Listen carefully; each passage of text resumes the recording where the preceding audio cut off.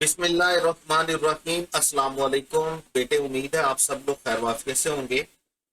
आज जो टेस्ट हम डिस्कस कर रहे हैं वो है हमारे पास क्रैश टेस्ट सीरीज का टेस्ट 8।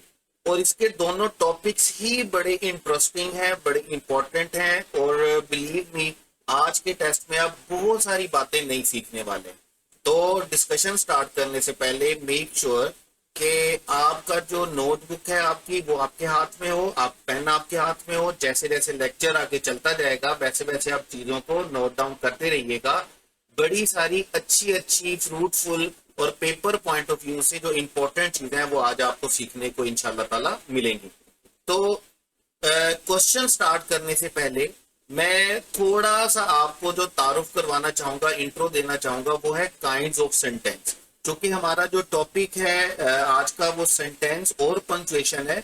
और सेंटेंस का जो क्वेश्चन पेपर में आता है वो काइंड्स ऑफ सेंटेंस के जो है वो अकॉर्डिंगली आता है। देखिए, यहाँ पर हम ये हरगिज बात नहीं करने वाले कि सेंटेंस क्या होता है, सेंटेंस कैसे बनता है, या हमारे पास क्लॉज क्या होती है, फ्रेज क्या होती है। क्योंकि अगर इस सारी बात के ऊपर मैं बात करूंगा तो ये हमारी बात बहुत लेंथी हो जाएगी, बहुत लंबी हो जाएगी, और हमारी डिस्कशन जो है वो बहुत ज्यादा लंबी हो जाएगी। तो I hope so, I believe so कि ये चीजें आपने पहले से पढ़ी हुई होंगी, बड़े अच्छे तरीके से पढ़ी हुई होंगी।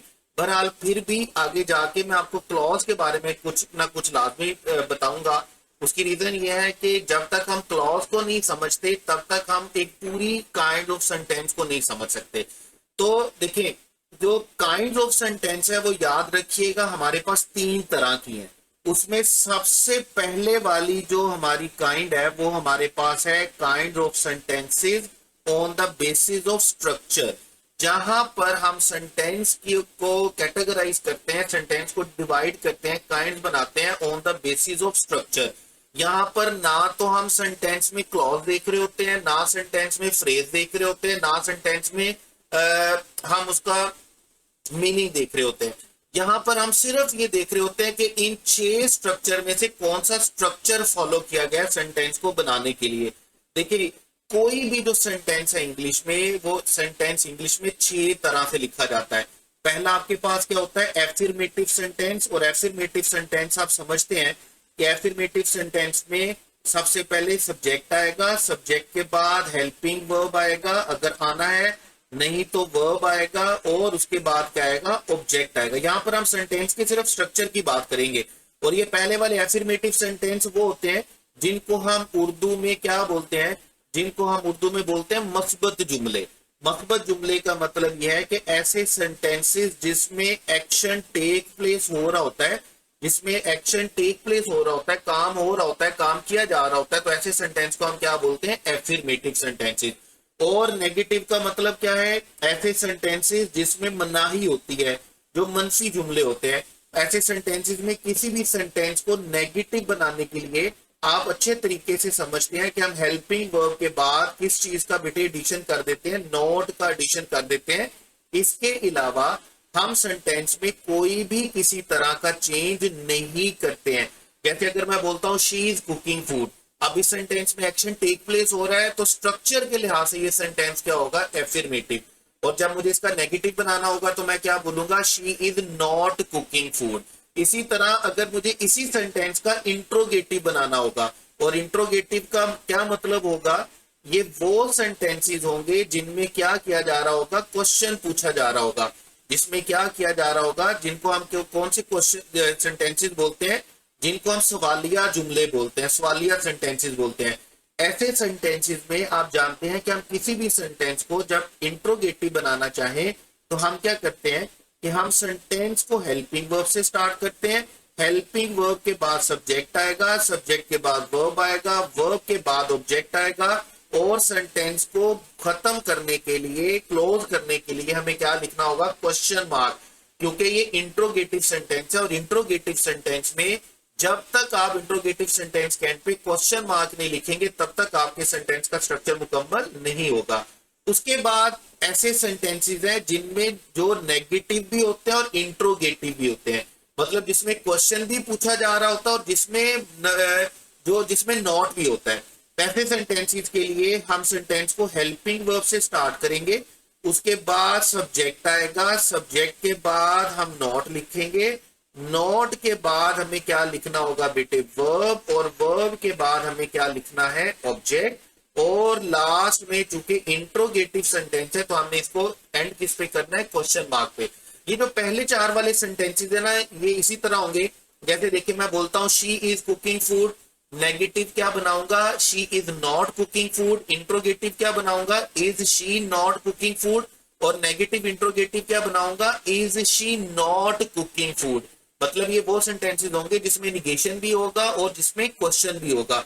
फिर हमारे पास इंट्रोगेटिव आते हैं, वो इंट्रोगेटिव जिसमें WH वर्ड यूज करके क्वेश्चन पूछा जाता है। और WH वर्ड यूज करके क्वेश्चन पूछने का क्या मतलब है कि जैसे हमारे पास वर्ड होते हैं व्हेन, जैसे हमारे पास वर्ड होता है व्हाई, जैसे हमारे पास वर्ड होता है वेयर, ये 8 वर्ड्स हमारे पास होते हैं जो क्वेश्चन पूछने के लिए यूज किए जाते हैं, जिनको हम इंट्रोगेटिव प्रोनाउन भी बोलते हैं। ठीक है, व्हेन है, व्हाई है, वेयर है, व्हाट है, हाउ है, हु है, उसके बाद हमारे पास क्या है, विच है, और उसके बाद हमारे पास क्या है, हुज। ये 8 वर्ड्स जो हैं आपके पास, इनको हम क्या बोलेंगे, इंट्रोगेटिव प्रोनाउंस, और ये क्वेश्चन पूछने के लिए यूज होते हैं। ऐसे सेंटेंस जिनमें प्लेन क्वेश्चन नहीं पूछा जा रहा होता बल्कि WH का वर्ड यूज करके क्वेश्चन पूछा जा रहा होता है, तो ऐसे सेंटेंसेस को हम स्टार्ट WH से करेंगे। WH के बाद हमारे पास बेटे क्या आएगा, हेल्पिंग वर्ब, हेल्पिंग वर्ब के बाद हमारे पास क्या आएगा, सब्जेक्ट, सब्जेक्ट के बाद हमारे पास बेटे क्या आएगा, वर्ब आएगा, वर्ब के बाद हमारे पास क्या आएगा, ऑब्जेक्ट आएगा। और चूंकि ये इंट्रोगेटिव सेंटेंस है तो इसलिए हम सेंटेंस को खत्म किस पे करेंगे, क्वेश्चन मार्क पे। फिर हमारे पास लास्ट तरह के वो सेंटेंसेस हैं जो WH इंट्रोगेटिव है लेकिन उनके साथ उनमें निगेशन भी होती है। जैसे ऐसे सेंटेंसेस को ट्रांसलेट करने के लिए, स्ट्रक्चर बनाने के लिए, इनका स्ट्रक्चर हम कैसे बनाएंगे, सेंटेंस को WH वर्ड से स्टार्ट करेंगे, उसके बाद हेल्पिंग वर्ब आएगा, हेल्पिंग वर्ब के बाद सब्जेक्ट आएगा, सब्जेक्ट के बाद नोट आएगा, नोट के बाद बेटे वर्ब आएगा, उसके बाद ऑब्जेक्ट आएगा। और चूंकि ये इंट्रोगेटिव सेंटेंस है तो हमने लाजमी तौर पर सेंटेंस को खत्म किस पे करना है, क्वेश्चन मार्क पे। अब जैसे अगर मैं 6 के 6 सेंटेंसेस बनाऊं, देखें एफर्मेटिव सेंटेंस क्या होगा, शी इज कुकिंग फूड, इसका नेगेटिव क्या होगा, she is not cooking food. Interrogative क्या होगा, is she cooking food. Negative interrogative क्या होगा, is she not cooking food. और WH इंट्रोगेटिव क्या होगा, why is she cooking food. और WH नेगेटिव इंट्रोगेटिव क्या होगा कि why is she not cooking food. English में आप कोई भी टेंस लिखेंगे, आप एक्टिव लिखें या पैसिव लिखें, आप मॉडल ऑक्सिलरी लिखें, आपके पास ये 6 सेंटेंसेस बनेंगे स्ट्रक्चर के लिहाज से। मैं दोबारा याद करवा दूं आपको, ये हम सेंटेंस की काइंड्स की बात कर रहे हैं on the basis of structure. हमने 3 तरह के सेंटेंस की काइंड्स की बात करनी है। उसमें पहली तरह की हम बात कर रहे हैं जिसमें हम सेंटेंस के स्ट्रक्चर पर रहते हुए सेंटेंस की काइंड्स की बात कर रहे हैं।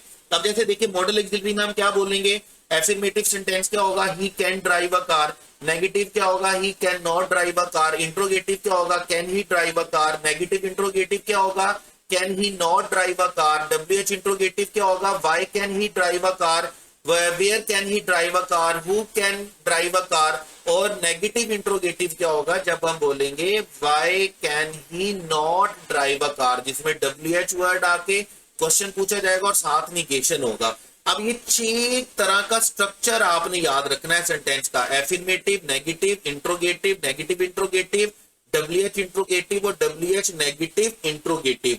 उसके बाद कुछ एग्जांपल्स जल्दी जल्दी से देखिएगा। She loves to read novels, पहला सेंटेंस है हमारे पास, she loves to read novel. और आप देख रहे हैं कि इस सेंटेंस में ना तो क्वेश्चन पूछा जा रहा है किसी तरह का, ना सेंटेंस में निगेशन वाला एलिमेंट है, तो डेफिनेटली ये सेंटेंस स्ट्रक्चर वाइज हमारे पास बेटे कौन सा होगा, एफर्मेटिव सेंटेंस। फिर हमारे पास सेकंड सेंटेंस है दे आर प्लेइंग, अगेन हमारे पास सेंटेंस में एक्शन टेक प्लेस हो रहा है, तो ऐसे सेंटेंस को बेटे हम क्या बोलेंगे कि ये कौन सा सेंटेंस है हमारे पास, एफर्मेटिव। उसके बाद है शी डज नॉट लाइक, जब सेंटेंस में निगेशन आ गई, जैसे फोर्थ सेंटेंस देखिएगा, दे आर नॉट कमिंग, जब सेंटेंस में निगेशन आ गई तो इसका मतलब हमारा सेंटेंस क्या बनेगा, दोनों सूत्रों में हमारा सेंटेंस क्या बनेगा बेटे, नेगेटिव। जब सेंटेंस में निगेशन आ जाए, नहीं का एलिमेंट आ जाए, तो हमारा सेंटेंस क्या होता है, नेगेटिव। हम हेल्पिंग वर्ब के बाद क्या ऐड करते हैं, हम हेल्पिंग वर्ब के बाद नॉट ऐड करते हैं। और अगर आपके क्वेश्चन में सेंटेंस में प्लेन क्वेश्चन पूछा जा रहा हो तो हम क्वेश्चन लिखने के लिए सब्जेक्ट को बाद में लिखते हैं और पहले किसको लिख देते हैं, हेल्पिंग वर्ब को। यानी कि हमने क्या लिखनी होती है, इन्वर्जन लिखनी होती है। जब भी सेंटेंस में क्वेश्चन पूछा जा रहा होगा तो ऐसी सूरत में आपका सेंटेंस बेटे क्या होगा, इंट्रोगेटिव। आपने दो बातें देखनी है कि आपका सेंटेंस हेल्पिंग वर्ब से स्टार्ट होना चाहिए और आपका सेंटेंस खत्म किस पे होना चाहिए बेटे, आपका सेंटेंस खत्म होना चाहिए किसके ऊपर, क्वेश्चन मार्क के ऊपर। इसी तरह जब आपके सेंटेंस में निगेशन भी हो और क्वेश्चन भी हो, जैसे हम बोल रहे हैं इजंट शी कमिंग या डोंट दे लाइक कॉफी, आप दो तरह से लिख सकते हो, इज शी नॉट कमिंग या इजंट शी कमिंग, और डोंट दे कम या don't do they not like coffee. तो दोनों सूत्रों में जब आपके सेंटेंस में क्वेश्चन भी हो और आपके सेंटेंस में निगेशन भी हो तो आपने याद रखना है, ऐसी सूरत में आपका सेंटेंस बेटे क्या रहेगा, नेगेटिव इंट्रोगेटिव। और आपके सेंटेंस में क्वेश्चन हेल्पिंग वर्ब से आपका सेंटेंस स्टार्ट होगा और क्वेश्चन मार्क पे आपका सेंटेंस क्या होगा, खत्म होगा। फिर हमारे पास आते हैं WH इंट्रोगेटिव, जहां पर हम WH का वर्ड सेंटेंस के स्टार्ट में लिखेंगे, उसके बाद हेल्पिंग वर्ब आएगा और सेंटेंस को खत्म किस पे करना है, क्वेश्चन मार्क पे। ऐसे सेंटेंसेस जिनमें हम WH का वर्ड यूज करके क्वेश्चन पूछते हैं, ऐसे सेंटेंसेस को बेटे हम क्या बोलते हैं, WH इंट्रोगेटिव सेंटेंसेस। और जब हमारे पास WH वर्ड भी हो और हेल्पिंग वर्ब के साथ साथ निगेशन भी हो तो ऐसी सूरत में हमारा सेंटेंस क्या होगा, WH, और WH के होने के साथ साथ क्या होगा, क्योंकि नेगेटिव है तो नेगेटिव इंट्रोगेटिव। तो ये हमारे पास 6 तरह की काइंड है सेंटेंस की, जो कि है on the basis of structure. जब हम सेंटेंस की स्ट्रक्चर की बात करते हैं तो हमारे पास ये 6 तरह का सेंटेंस होता है, affirmative, negative interrogative, negative interrogative, WH interrogative और WH नेगेटिव इंट्रोगेटिव। उसके बाद बेटे हमारे पास सेकंड काइंड्स है किसकी, काइंड सेंटेंस की, और वो किसके ऊपर है, on the basis of meaning. अब हम यहाँ पे स्ट्रक्चर नहीं देखेंगे, हम यहाँ पर क्या देखेंगे, सेंटेंस का मीनिंग देखेंगे कि मीनिंग के लिहाज से सेंटेंस क्या मैसेज कन्वे कर रहा है। जैसे देखिए, मैं सबसे आसान वाले से अगर स्टार्ट करूं तो सबसे आसान वाला आपके पास क्या है, इंट्रोगेटिव। अब जिस क्वेश्चन में, जिस सेंटेंस में क्वेश्चन पूछा जा रहा होगा ना, वो स्ट्रक्चर के लिहाज से भी इंट्रोगेटिव होगा और वो मीनिंग के लिहाज से भी इंट्रोगेटिव होगा। कोई भी ऐसा क्वेश्चन, कोई भी ऐसा सेंटेंस जिसमें क्वेश्चन पूछा जा रहा होता है, ऐसे सेंटेंस को बेटे हम क्या बोलेंगे, इंट्रोगेटिव सेंटेंस। उसके बाद कोई भी ऐसा सेंटेंस जिसमें 4 चीजें हो, 4 चीजें कौन सी हैं, जिसमें किसी को कोई एडवाइस की जा रही हो, जिसमें किसी को किसी काम से मना किया जा रहा हो, जिसमें किसी को किसी काम का हुक्म दिया जा रहा हो, ऑर्डर दिया जा रहा हो, या किसी काम की रिक्वेस्ट की जा रही हो। ऐसे सेंटेंसेस की पहचान के लिए याद रखिएगा कि इन सेंटेंस को हम वर्ब की फर्स्ट फॉर्म से स्टार्ट करते हैं। इसमें हम सेंटेंस में सब्जेक्ट नहीं लिखते। जैसे आप किसी को मना करते हैं किसी काम से तो आप बोलते हैं don't tell a lie, don't smoke. अगर आप किसी को हुक्म देते हैं तो आप बोलते हैं, जैसे टीचर स्टूडेंट को कहता है ओपन योर बुक। आप वालिदैन अपने बच्चों को कोई हुक्म देंगे, ऑर्डर देंगे, या आप अपने दोस्त से रिक्वेस्ट करते हैं, यार please give me a glass of water. तो इन चारों सूरतों में आपका सेंटेंस बेटे क्या होगा, इंपेरेटिव। उसके बाद देखें, एक्सक्लेमेटरी आप पढ़कर आते हैं जब आप 9th 10th क्लास में डायरेक्ट इनडायरेक्ट पढ़ते हैं। ऐसे सेंटेंसेस जिनमें फीलिंग्स को एक्सप्रेस किया जाता है, ऐसे सेंटेंसेस को हम क्या बोलते हैं, एक्सक्लेमेटरी। और आप ये जानते हैं कि इंग्लिश में हमारे पास 3 फीलिंग होती हैं, feeling of Joy, feeling of sorrow और फीलिंग ऑफ अमेजमेंट। मैं 3 फीलिंग्स इसलिए बोल रहा हूं क्योंकि हमारे पास 3 इंटरजेक्शन यूज होते हैं। जब हम खुशी का बताना चाहते हैं तो हम कौन सा वर्ड यूज करते हैं, हम कौन सा इंटरजेक्शन यूज करते हैं हुर्रा? जब हम अफसोस का बताना चाहते हैं, दुख का बताना चाहते हैं, तो हम क्या यूज करते हैं? अलास। और जब हम सरप्राइज अमेजमेंट का बताना चाहते हैं तो हम क्या बोलते हैं? वाओ।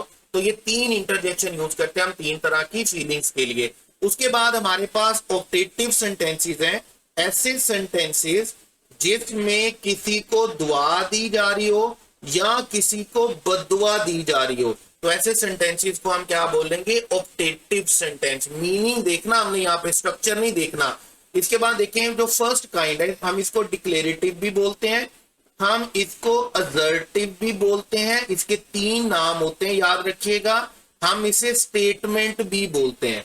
तीन तरह से हम इसे तीन नामों से याद रखते हैं।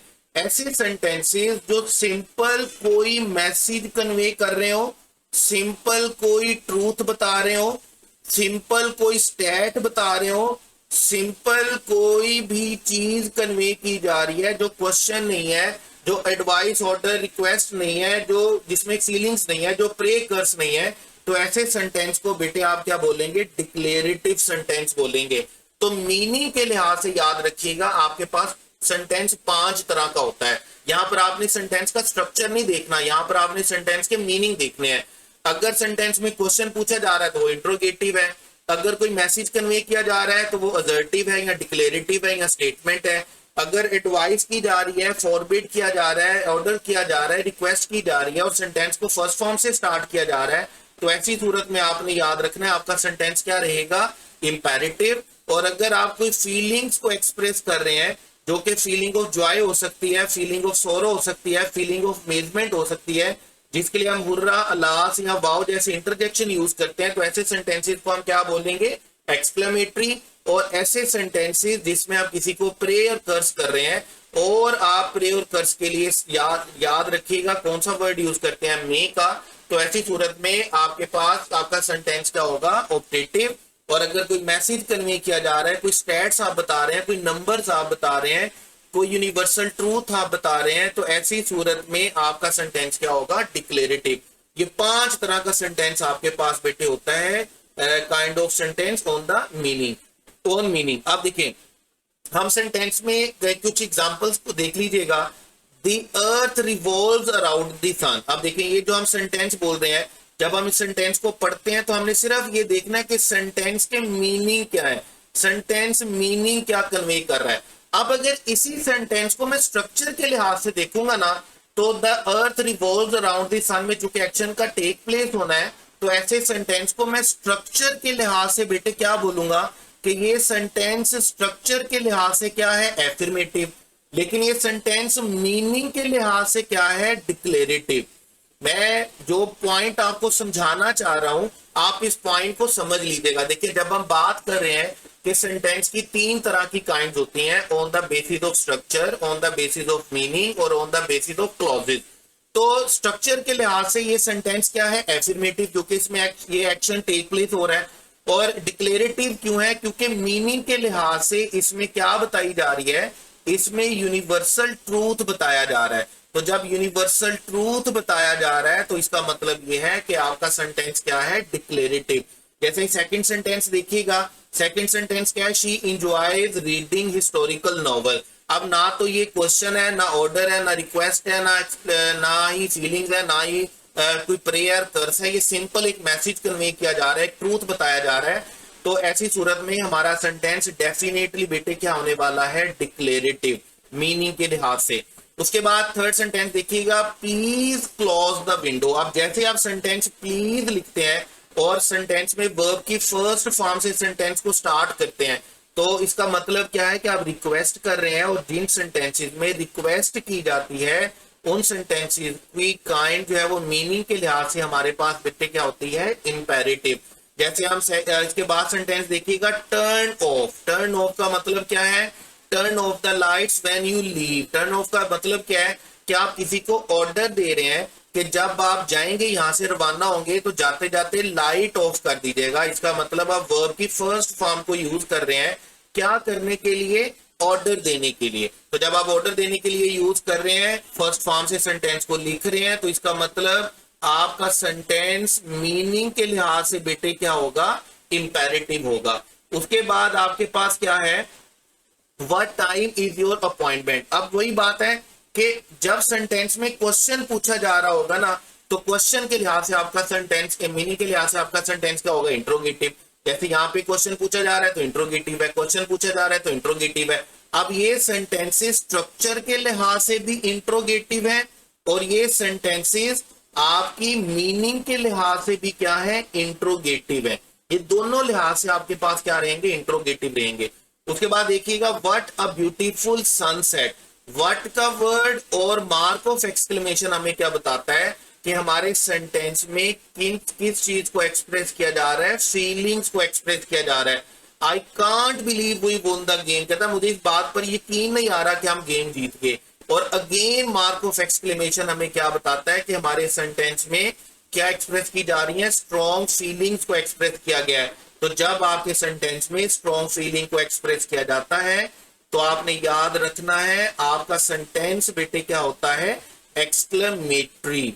उसके बाद देखिएगा, मे यू फाइंड हैप्पीनेस, आप किसी को दुआ दे रहे हैं। मे लीव द क्वीन, मलका की उम्र दराज हो। तो इन दोनों सूरतों में चूंकि आप प्रे कर रहे हैं, तो प्रे करने के लिए जो सेंटेंसेस बनते हैं, ऐसे सेंटेंसेस को इंग्लिश में बेटे हम क्या बोलते हैं, ऑप्टेटिव सेंटेंसेस। तो 5 काइंड आपने याद रखनी है, 5 kinds of sentences on the basis of meaning, declarative, interrogative, imperative, exclamatory और ऑप्टेटिव। उसके बाद आ जाएंगे आप kind of sentences on the basis of clauses. यहां पर हम तीसरी काइंड्स की बात करेंगे, तीसरी तरह की काइंड्स की बात करेंगे, और ये है क्लॉजेज पे। अब जैसे क्लॉज का वर्ड आपके ध्यान में आया ना, तो सिर्फ इतनी बात आपने याद रखनी है बेटे कि क्लॉज का मतलब आपके पास क्या होता है, सब्जेक्ट और वर्ब। जिसमें सब्जेक्ट हो, वर्ब हो, और जिसको बवक्ते जरूरत क्या बनाया जा सके, जिसे बवक्ते जरूरत हम क्या बना सके, सेंटेंस बना सके, ऐसे कॉम्बिनेशन ऑफ वर्ड्स को हम क्या बोलेंगे, क्लॉज बोलेंगे। तो आपने क्या याद रखना है, आपने सब्जेक्ट और वर्ब याद रखना है। सब्जेक्ट और वर्ब का जो कॉम्बिनेशन होता है हम उसे क्या बोलते हैं, क्लॉज। और इस सब्जेक्ट और वर्ब की कॉम्बिनेशन से हम क्या बना सकते हैं, सेंटेंस बना सकते हैं। आप देखें यहां पर हमने ये देखना होता है कि सेंटेंस में क्लॉजेज कितनी है। जैसे देखें यहां पर नंबर 1 में आपके पास है सिंपल सेंटेंस। सिंपल सेंटेंस वो सेंटेंसेस होंगे जिनमें एक क्लॉज होगी। जिसमें कितनी क्लॉजेज होंगी आपके पास, एक क्लॉज।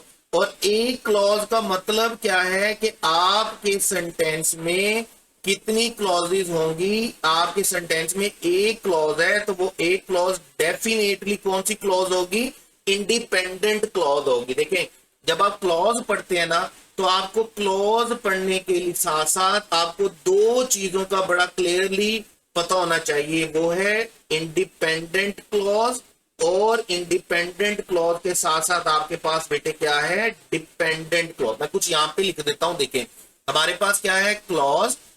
क्लॉज कितनी तरह की है हमारे पास, 2 तरह की। एक हमारे पास कौन सी है, इंडिपेंडेंट क्लॉज, और एक हमारे पास कौन सी है, डिपेंडेंट क्लॉज। वैसे तो क्लॉजेज हमारे पास और तरह की भी होती है, नाउन क्लॉज, वो मैं उन क्लॉजेज की बात नहीं कर रहा। मैं सिर्फ इन 2 काइंड्स की इसलिए बात कर रहा हूं क्योंकि ये 4 काइंड्स को समझने के लिए, सिंपल, कंपाउंड, कॉम्प्लेक्स और कंपाउंड कॉम्प्लेक्स को समझने के लिए ना, हमें डिपेंडेंट और इंडिपेंडेंट क्लॉज का पता होना चाहिए। अब देखें अगर मैं आपसे पूछता हूं कि ही गोज टू स्कूल, इस अगर आप एक बात को समझ आते हैं ना, तो बिलीव मी आपको काइंड समझ में आ जाएंगी।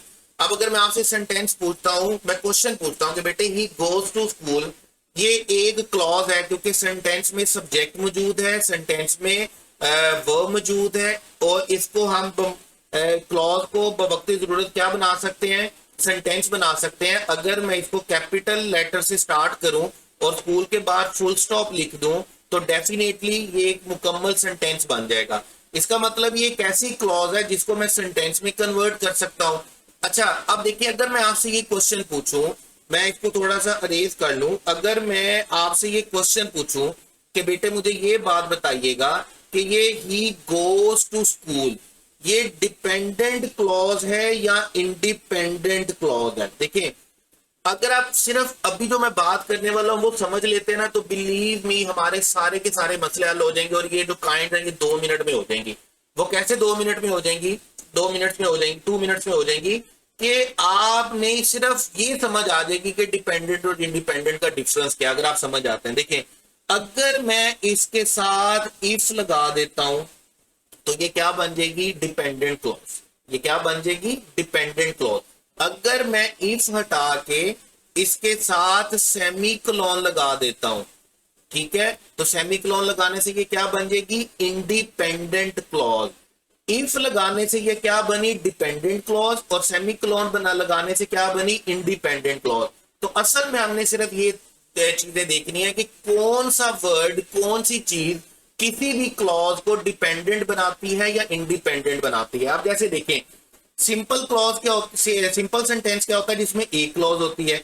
एक क्लॉज का मतलब क्या होगा कि सेंटेंस में हमारे पास एक क्लॉज है तो वो डेफिनेटली कौन सी क्लॉज होगी, इंडिपेंडेंट क्लॉज होगी। अब देखिए, कंपाउंड हम उसको बोलते हैं जिसमें दो क्लॉजेज हो और वो दो की दो क्लॉजेज हमारे पास क्या हो, वो दो की दो क्लॉजेज हमारे पास क्या हो, इंडिपेंडेंट हो।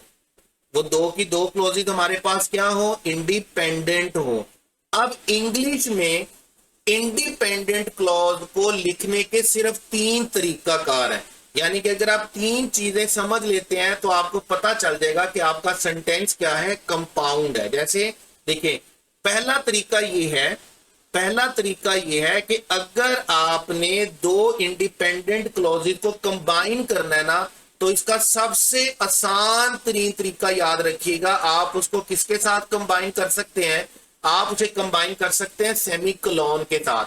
अगर सेंटेंस में दो क्लॉजेज हुई और दो क्लॉजेज को सेमी कॉलन के साथ इकट्ठा किया गया, तो याद रखिएगा दोनों क्लॉजेज का मतलब क्या है कि वो दोनों क्लॉजेज क्या है, इंडिपेंडेंट है। सेमी कॉलन यूज ही तब किया जाता है जब आपके सेंटेंस की दोनों क्लॉजेज क्या होती हैं, इंडिपेंडेंट होती हैं। दूसरा तरीकाकार क्या है कि जब आपके सेंटेंस में कोऑर्डिनेटिंग कंजंक्शन हो। अब ये कोऑर्डिनेटिंग कंजंक्शन क्या होती है कि आप इसे याद करते हैं किसके नाम से, फैन बॉयज के नाम से। ये जो आपके पास फैन बॉयज वाली कंजंक्शन होती है ना, इनको हम क्या बोलते हैं, कोऑर्डिनेटिंग कंजंक्शन। एफ से हमारे पास क्या बनता है, फॉर, ए से क्या बनता है, एंड, एन से क्या बनता है, नॉर, बी से क्या बनता है, बट, ओ से क्या बनता है, और, वाई से क्या बनता है, येट, और एस से क्या बनता है, सो। अगर आपके सेंटेंस में दो क्लॉजेज लिखी हुई हैं और दरमियान में उनको जोड़ने के लिए सेमी कॉलन की बजाय कोऑर्डिनेटिंग कंजंक्शन में से कोई कंजंक्शन लिखा हुआ है और उसके साथ कोई कॉमा, उससे पहले कॉमा लिखा हुआ है, तो फिर आपने समझ जाना है कि आपका सेंटेंस क्या है, कंपाउंड है। क्योंकि कोऑर्डिनेटिंग कंजंक्शन सेंटेंस में लिखी तब जाती हैं जब आपकी दोनों क्लॉजेज बेटे क्या होती हैं, इंडिपेंडेंट होती हैं। उसके बाद हमारे पास है कंजंक्टिव एडवर्ब्स। अब ये कंजंक्टिव एडवर्ब्स आपके पास क्या होते हैं, ये आपके पास वर्ड्स होते हैं। जिस तरह हमारे पास वर्ड्स हैं हाउएवर, मैं 3 4 5 वर्ड्स लिख देता हूं, मैं आगे चल के इसकी पूरी लिस्ट आपको बता दूंगा। However, therefore, nevertheless. मैं अभी 3 वर्ड्स आपको बता रहा हूं, नेवरदीलेस, 3 वर्ड्स, ये याद रखिएगा। However, therefore, nevertheless, as a result होता है, कॉन्सिक्वेंटली होता है, दस होता है, स्टिल होता है। ये वो वर्ड्स होते हैं जो सेंटेंस में कंजंक्टिव एडवर्ब के तौर पर आते हैं। और याद रखिएगा, इनसे पहले क्या लिखा हुआ होगा, सेमीकोलन, और इनके बाद क्या लिखा होगा, कॉमा।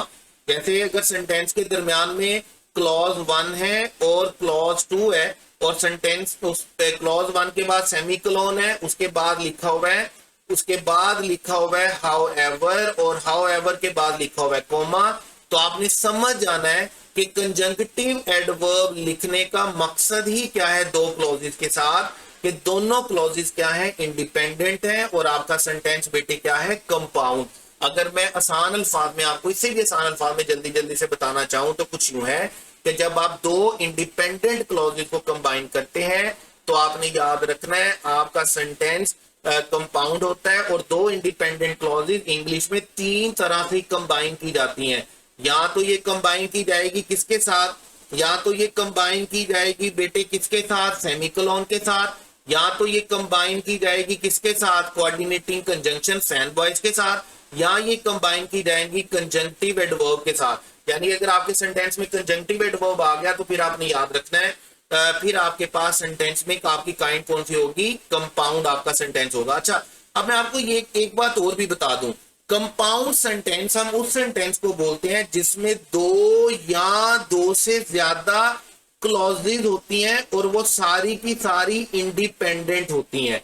लेकिन याद रखिएगा ये वाला जो पार्ट है ना, ये एमडी कैट लेवल का नहीं है। एमडी कैट लेवल का मतलब हम सिर्फ एमडी कैट लेवल ग्रामर की बात करेंगे, ये थोड़ी सी एडवांस लेवल पे ग्रामर पे बात चली जाती है। जैसे देखिए, अगर मैं आपको बताऊं, जैसे मैं कॉम्प्लेक्स सेंटेंस की बात करूं, सही ट्रेडिशनल ग्रामर की बात करूं, सही ऑर्थोडॉक्स ग्रामर की बात करूं, तो कॉम्प्लेक्स सेंटेंस हम उसे बोलेंगे जिसमें एक इंडिपेंडेंट क्लॉज होगी और एक इंडिपेंडेंट क्लॉज के साथ साथ आपके पास क्या होगा कि कम से कम एक डिपेंडेंट क्लॉज होनी चाहिए।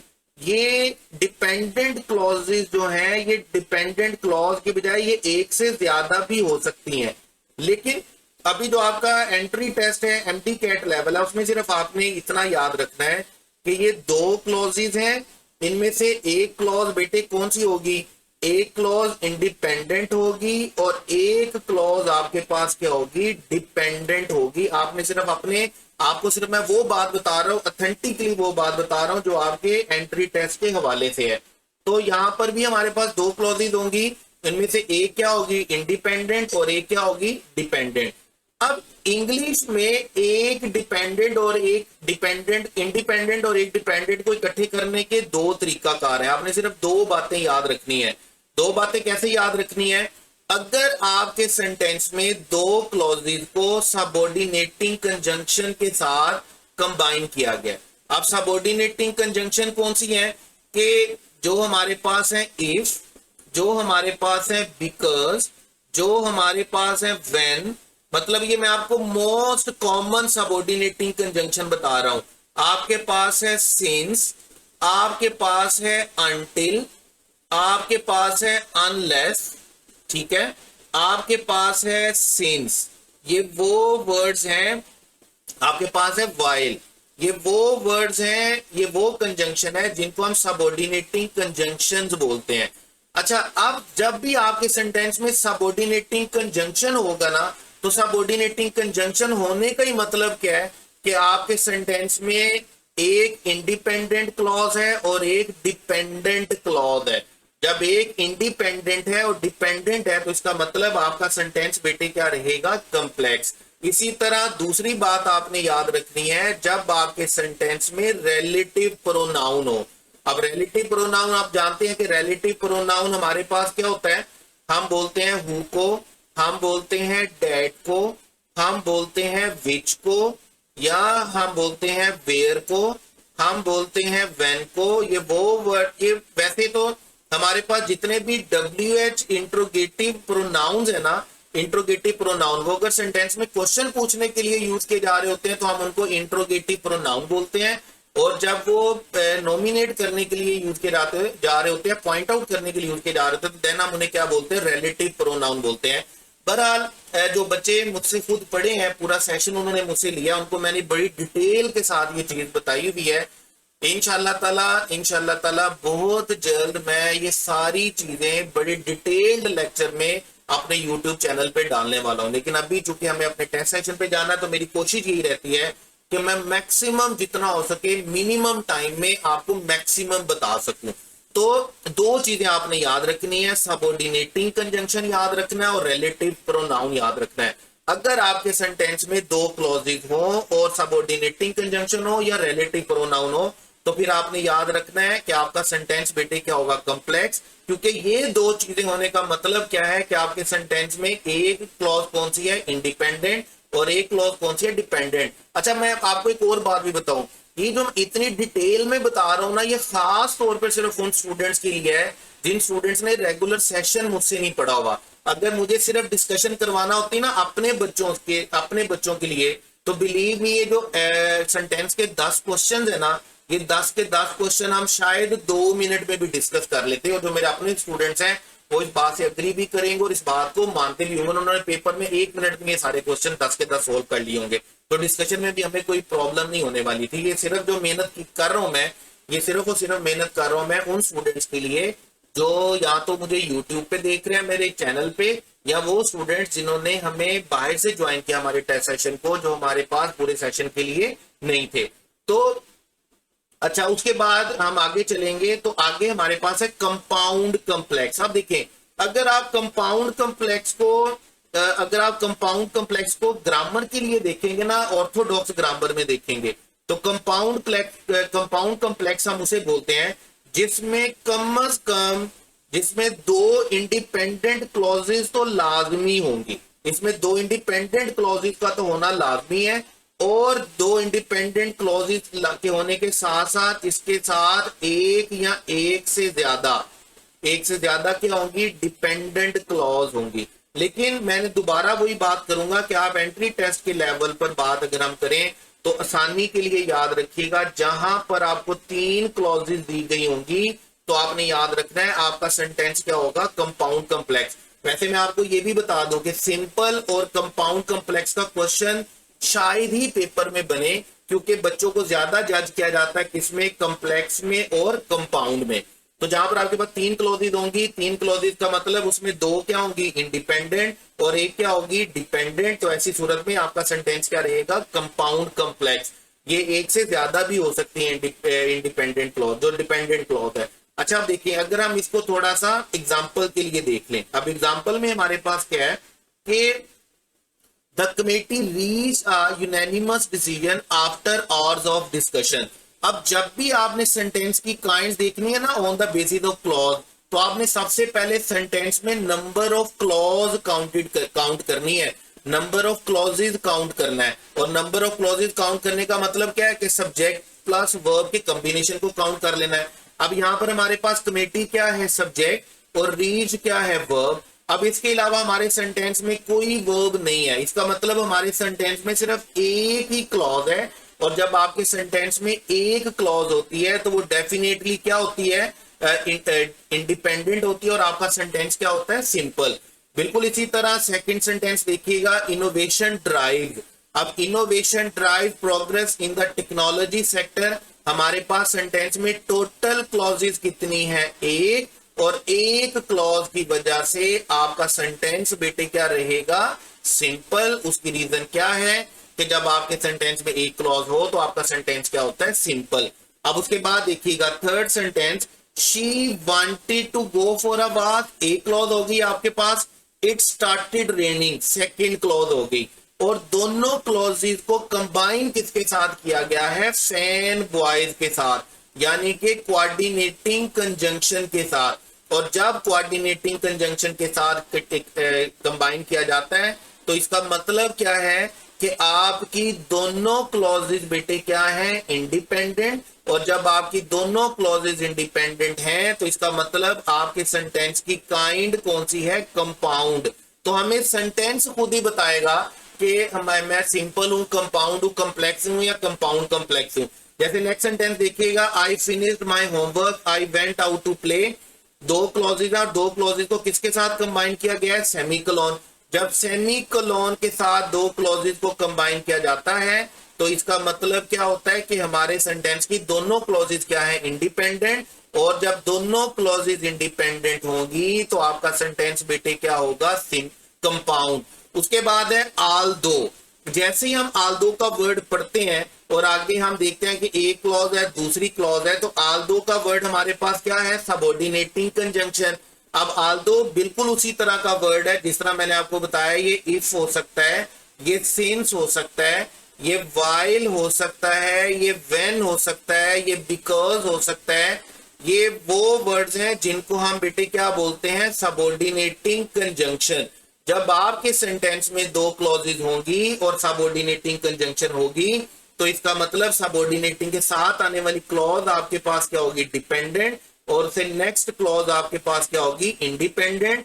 जब एक डिपेंडेंट और एक इंडिपेंडेंट होगी तो डेफिनेटली आपका सेंटेंस बेटे क्या होगा, कॉम्प्लेक्स। क्योंकि कॉम्प्लेक्स सेंटेंस हम बोलते ही किसको है, जिसमें एक इंडिपेंडेंट हो और एक डिपेंडेंट हो।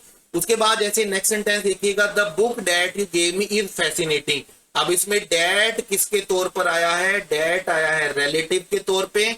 और जब आपके सेंटेंस में रिलेटिव प्रोनाउन होता है तो इसका मतलब आपके सेंटेंस में एक डिपेंडेंट क्लॉज है और एक इंडिपेंडेंट क्लॉज है। इसका मतलब आपका सेंटेंस क्या रहने वाला है बेटे, कॉम्प्लेक्स। उसके बाद हमारे पास है आल्दो। आल्दो का मतलब क्या हो गया, सबऑर्डिनेटिंग कंजंक्शन। तो एक हमारे पास क्या बन गई, डिपेंडेंट क्लॉज।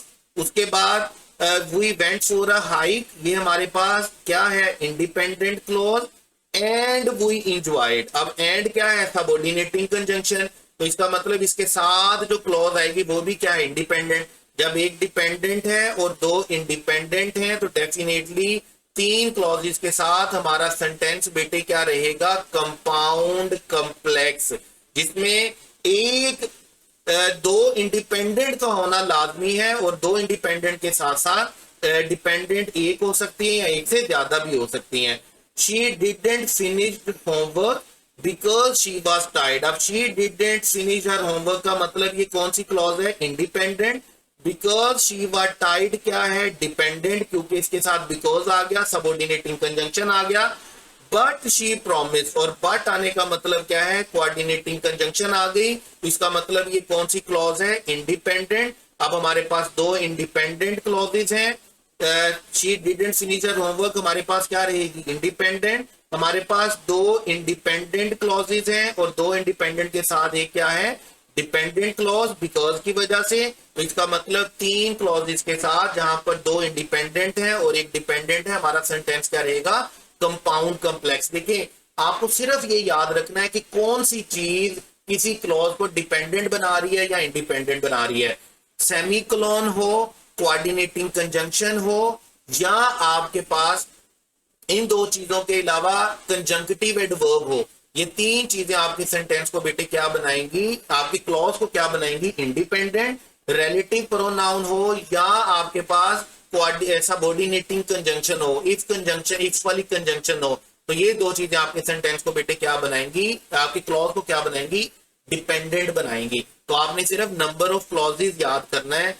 तो ये थी हमारे पास तीन तरह की kind of sentence, on the basis of meaning, on the basis of structure और on the basis of clause. अब जैसे देखिए ये पहले वाला सेंटेंस देखिएगा, the committee reached a unanimous decision after hour of discussion. ये बड़ा इंपॉर्टेंट पॉइंट है, समझ लेंगे तो मैं समझूंगा मेरी जिंदगी जो है वो क्या उसको बोलते हैं, वो पुण्य हो गई, मेरा मकसद पूरा हो गया।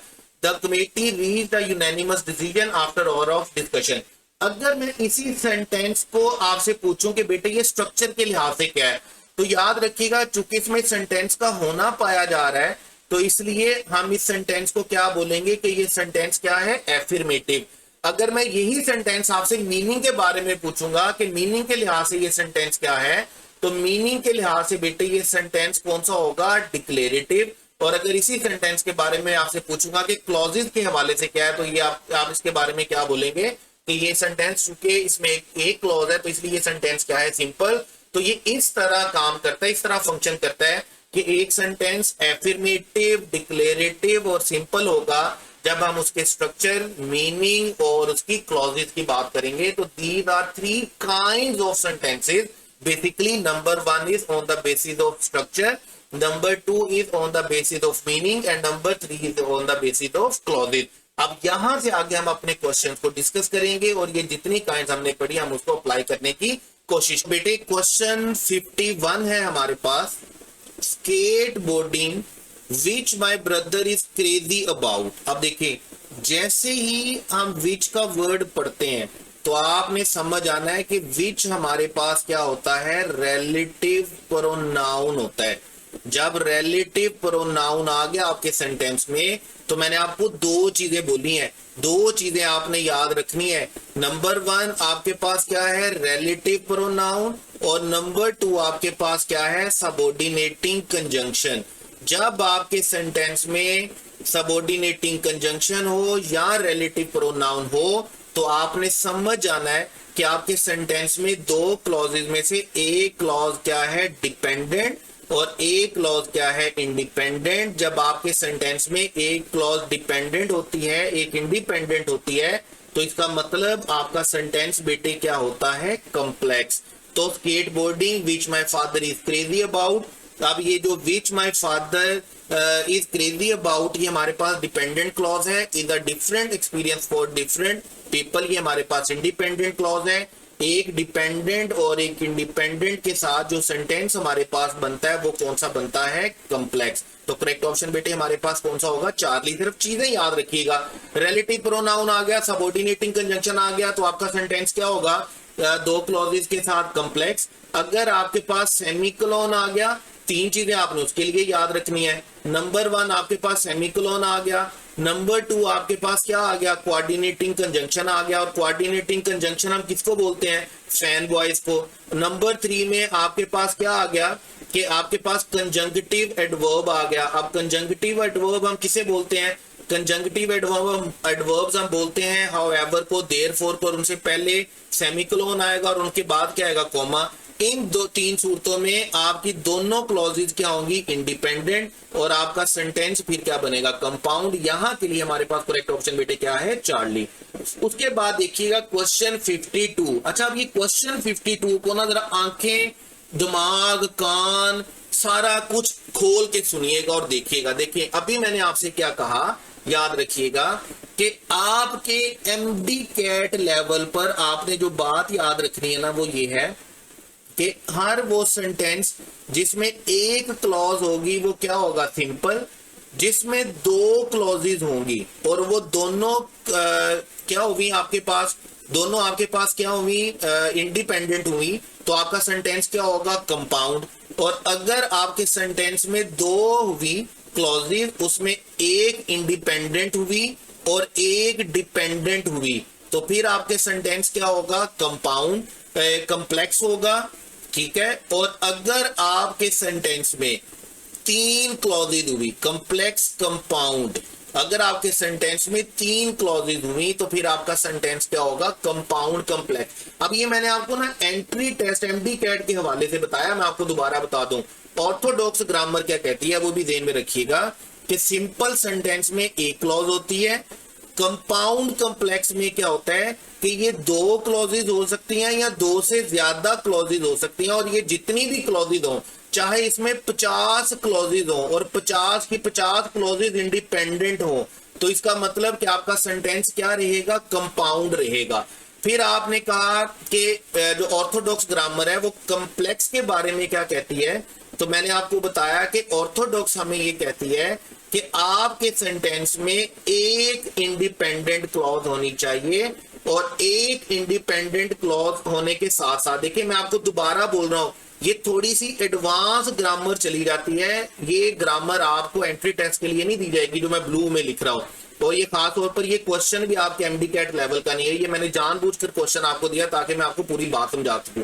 अच्छा जी, कॉम्प्लेक्स सेंटेंस जिसमें हमारे पास एक क्लॉज क्या होगी, इंडिपेंडेंट, और फिर हमारे पास और क्लॉजेज हैं वो एक डिपेंडेंट हो सकती है या एक से ज्यादा भी डिपेंडेंट हो सकती है, मतलब 2 3 4 5 हो सकती हैं, और वो 2 3 4 5 होंगी वो सारी की सारी क्या होंगी, डिपेंडेंट होंगी। ऐसी सूरत में आपका सेंटेंस क्या रहेगा, कॉम्प्लेक्स। लेकिन एंट्री टेस्ट लेवल तक आपको सिर्फ दो क्लॉजेज वाला क्वेश्चन दिया जाएगा, उनमें से एक क्लॉज क्या होगी, इंडिपेंडेंट, और एक क्लॉज क्या होगी, डिपेंडेंट। जैसे अभी आप इस क्वेश्चन को देखिएगा, पहली क्लॉज हमारे पास है, although I am not an avid skateboarder। अब जैसे ही although का वर्ड आता है ना, तो हमें समझ में आ जाती है कि although चूंकि सबऑर्डिनेटिंग कंजंक्शन है, तो इसका मतलब ये क्लॉज हमारे पास क्या है, डिपेंडेंट क्लॉज है।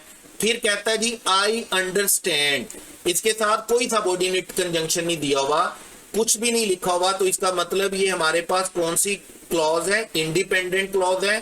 फिर हमारे पास देखिएगा व्हाट ही वाज सेइंग, अब व्हाट हमारे पास क्या है, रिलेटिव प्रोनाउन, तो इसका मतलब ये हमारे पास क्लॉज कौन सी है, डिपेंडेंट क्लॉज। अब ये एक ऐसा सेंटेंस है जिसमें एक इंडिपेंडेंट क्लॉज है और दो क्लॉजेज आपके पास कौन सी हैं, डिपेंडेंट।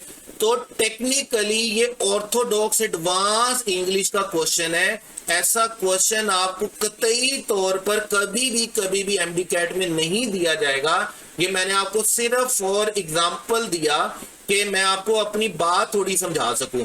अब अगर आप इस सेंटेंस को देखेंगे, इसमें 3 क्लॉजेज हैं, एक क्लॉज इंडिपेंडेंट है और 2 क्लॉजेज क्या है, डिपेंडेंट। तो ऐसे सेंटेंस को हम इंग्लिश में बेटे क्या बोलेंगे, कॉम्प्लेक्स बोलेंगे, याद रखिएगा। लेकिन ऐसा क्वेश्चन, ऐसा क्रिटिकल थोड़ा सा कॉम्प्लेक्स क्वेश्चन आपको पेपर में नहीं दिया जाएगा। आपको सिंपल में आपका एंट्री टेस्ट लेवल पे, एमडीके लेवल पे क्या दिया जाएगा, एक क्लॉज का क्वेश्चन दिया जाएगा सिंपल के लिए, 2 क्लॉज का क्वेश्चन दिया जाएगा कंपाउंड के लिए, 2 क्लॉजेज का क्वेश्चन दिया जाएगा कॉम्प्लेक्स के लिए, और 3 क्लॉजेज का क्वेश्चन दिया जाएगा किसके लिए, कंपाउंड कॉम्प्लेक्स के लिए। तो इन 2 कंपाउंड में दोनों क्लॉजेज होंगी, वो दोनों क्लॉजेज क्या होंगी, वो दोनों क्लॉजेज आपके पास क्या होंगी, इंडिपेंडेंट। और यहां पर ये दोनों क्लॉजेज में से एक क्लॉज आपके पास क्या होगी, इंडिपेंडेंट, और एक क्या होगी, डिपेंडेंट। तो यहां पर आपके पास करेक्ट ऑप्शन वैसे कौन सा बनेगा, चार्ली। और मैं अगेन बोल दूं, ये आपके एमडी कैट लेवल का क्वेश्चन नहीं है। एमडी कैट लेवल के आपके क्वेश्चन कौन से हैं वो भी हम देख लेते हैं। क्वेश्चन नंबर 53 देखिएगा, part time employees at the restaurant will get raises this year. A part-time employees at the restaurant, ये पूरी की पूरी बात हमारे पास एक्चुअल में क्या है, सब्जेक्ट है। सब्जेक्ट के साथ हमारे पास will get क्या है, वर्ब है। सब्जेक्ट प्लस वर्ब का मतलब हमारे पास सेंटेंस में कितनी क्लॉजेस हैं, एक क्लॉज है। तो जब सेंटेंस में एक क्लॉज होती है तो हमारा सेंटेंस बेटे क्या होता है, सिंपल। ये एमडी कैट लेवल का क्वेश्चन है और आपको इसी तरह के क्वेश्चन दिए जाएंगे। 54 देखिएगा, this is a dangerous way to get around town but many people do it. अब देखिए, this is a dangerous way to get, many people do it. अब हमारे पास 2 क्लॉजेज बन गई। अब 2 क्लॉजेज को हमने ये देखना है कि कंबाइन किसके साथ किया हुआ है। कंबाइन किया हुआ है जी कॉमा प्लस बट के साथ। बट का मतलब हमारे पास क्या है, कोऑर्डिनेटिंग कंजंक्शन। और जब आपके सेंटेंस में कोऑर्डिनेटिंग कंजंक्शन होती है तो कोऑर्डिनेटिंग कंजंक्शन के होने का मतलब ही क्या है, यानी कि कोऑर्डिनेटिंग कंजंक्शन इस्तेमाल ही कब की जाती है, जब आपके सेंटेंस की दोनों क्लॉजेज कौन सी होती हैं बेटे, इंडिपेंडेंट होती हैं। तो 2 इंडिपेंडेंट क्लॉजेज के साथ जो आपका सेंटेंस बनता है वो बेटे कौन सा होता है, कंपाउंड। तो हमें सिर्फ सेंटेंस में वर्ड तलाश करना है। जैसे इस पूरे सेंटेंस में हमारा कीवर्ड क्या है, हमारा कीवर्ड है कि बट। बट क्या है, कोऑर्डिनेटिंग कंजंक्शन। और कोऑर्डिनेटिंग कंजंक्शन कब यूज होती है, जब दोनों क्लॉजेज इंडिपेंडेंट होती हैं। जब दोनों क्लॉजेज इंडिपेंडेंट होती हैं तो देन हमारा सेंटेंस बेटे क्या होता है, कंपाउंड। उसके बाद चलेंगे, और अगेन बता दूं ये आपके एमडी कैट लेवल का क्वेश्चन है। ये 55 भी आपके एमडी कैट लेवल का क्वेश्चन है। कॉल मी टुमारो, दरमियान में क्या लिखा हुआ है, सेमीकोलन। जैसे ही आप सेमीकोलन पढ़ेंगे तो आपको इस बात पर ईमान लाना है, यकीन लाना है कि सेमीकोलन लिखा ही तब जाता है जब आपकी दोनों क्लॉजेज बेटे क्या होती हैं, इंडिपेंडेंट। जब आपके सेंटेंस में सेमीकोलन हो तो इसका मतलब क्या है कि आपकी दोनों क्लॉजेज क्या है, इंडिपेंडेंट। और इंडिपेंडेंट का मतलब क्या है, दोनों क्लॉजेज के इंडिपेंडेंट होने का मतलब क्या है कि आपका सेंटेंस क्या है, कंपाउंड। बिल्कुल इसी तरह आपका क्वेश्चन 56 देखिएगा, I ordered the CD 6 weeks ago therefore. अब देयरफॉर आ गया, और देयरफॉर से पहले आप देख रहे हैं कि क्या लिखा हुआ है, सेमीकोलन लिखा हुआ है, और देयरफॉर के बाद आपके पास क्या लिखा हुआ है, कॉमा लिखा हुआ है। ऐसे वर्ड्स को हम बेटे क्या बोलते हैं ग्रामर में, कंजंक्टिव एडवर्ब्स। ये वो एडवर्ब्स होते हैं जो सेंटेंस में कंजंक्शन का रोल प्ले कर रहे होते हैं, 2 क्लॉजेज को कंबाइन करने का रोल प्ले कर रहे होते हैं। देयरफॉर होता है, हाउएवर होता है, नॉनदलेस होता है, ठीक है। उसके बाद हमारे पास नेवरदलेस होता है। उसके बाद हमारे पास एज अ रिजल्ट होता है। ये वो वर्ड्स हैं जिनको हम सेंटेंस में कंजंक्टिव एडवर्ब के तौर पर यूज करेंगे। और इनकी सबसे बड़ी पहचान मैंने आपको बता दी कि इनसे पहले क्या लिखा हुआ होगा, सेमीकोलन, और इनके बाद क्या लिखा होगा, कॉमा। और ये वर्ड्स सेंटेंस में होने का मतलब क्या है कि आपकी दोनों क्लॉजेज क्या है, इंडिपेंडेंट। और जब आपकी दोनों क्लॉजेज इंडिपेंडेंट होती हैं तो आपका सेंटेंस बेटे क्या होता है, कंपाउंड। उसके बाद आपके पास question 57, Jessica does not like history lecture. अब हम यहाँ पर बात करेंगे काइंड ऑफ सेंटेंस की on the on the basis of meaning. और on the basis of meaning हम बात करके आए कि हमारे पास सेंटेंस की काइंड कितनी तरह की है, 5 तरह की। पांचवा सेंटेंस हमारे पास कौन सा है, ऑप्टेटिव, जिसमें हम प्रे और कर्स करते हैं। उसके बाद एक्सक्लेमेटरी, जिसमें हम स्ट्रॉन्ग फीलिंग्स को एक्सप्रेस करते हैं। उसके बाद इंपेरेटिव, जिसमें हम ऑर्डर, रिक्वेस्ट, फॉरबिड करते हैं। उसके बाद है इंट्रोगेटिव, जिसमें हम क्वेश्चन में, सेंटेंस में क्या कर रहे होते हैं, क्वेश्चन कर रहे होते हैं। और उसके बाद हमारे पास आता है डिक्लेरेटिव, या जिसको हम असर्टिव भी बोलते हैं, स्टेटमेंट भी बोलते हैं, जिसमें हम कोई मैसेज कन्वे कर रहे होते हैं, कोई स्टैट बता रहे होते हैं, कोई यूनिवर्सल ट्रूथ बता रहे होते हैं। तो कहता है Jessica does not like history lecture. अब जैसे ही आप डज नॉट को देखेंगे ना, तो ये सेंटेंस नेगेटिव है, लेकिन ये सेंटेंस नेगेटिव है, स्ट्रक्चर वाइज नेगेटिव है। यहाँ पे ऑप्शन में हमें स्ट्रक्चर वाइज नहीं पूछा गया, यहाँ पे ऑप्शन में हमें मीनिंग वाइज पूछा गया है कि ये डिक्लेरेटिव है, इंपेरेटिव है, इंट्रोगेटिव है या एक्सक्लेमेटरी है। तो ये याद रखिएगा, नेगेटिव सेंटेंसेस जो होते हैं ना, जिसमें हम सिंपल, जैसे फर्ज करें, तभी अगर मैं आपसे बोलता हूं, मैं बोलता हूं डोंट टेल अ लाई, झूठ मत बोले। अब अगर इस सेंटेंस को मैं आपसे पूछता हूं कि स्ट्रक्चर वाइज क्या है, तो स्ट्रक्चर वाइज चूंकि उसमें निगेशन है, तो स्ट्रक्चर वाइज ये सेंटेंस बेटे आपके पास क्या होगा, नेगेटिव।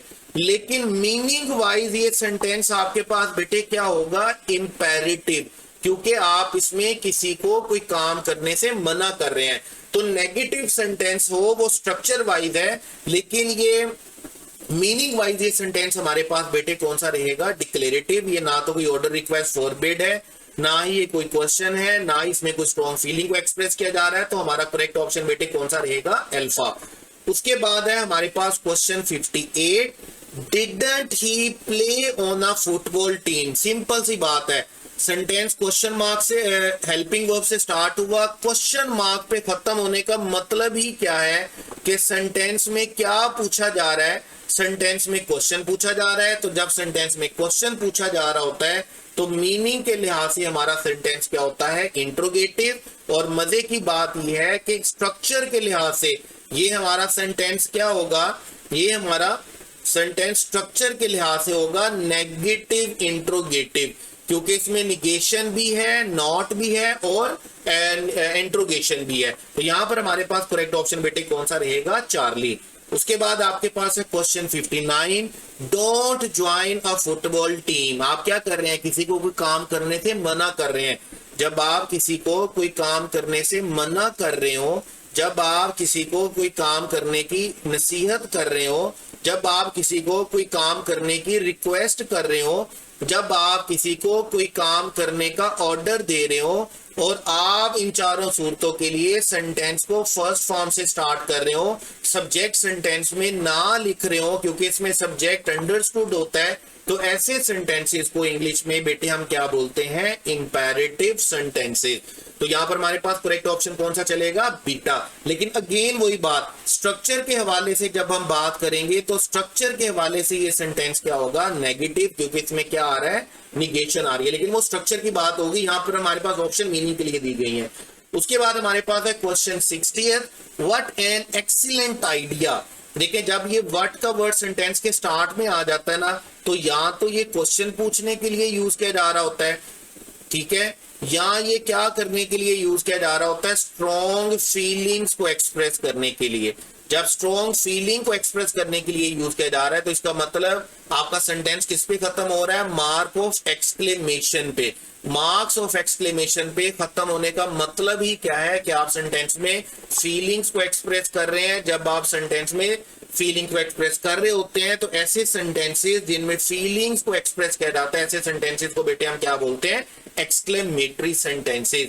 तो ये जो 10 MCQs थे, ये थे हमारे पास kinds of sentences on the basis of structure, on the basis of meaning और on the basis of clauses. और मुझे बड़ी उम्मीद है कि मैं अपना पॉइंट ऑफ व्यू, अपनी बात आपको बड़े अच्छे तरीके से समझाने में कामयाब रहा हूं और आपको सीखने के लिए बड़ा सारा कुछ मिला होगा।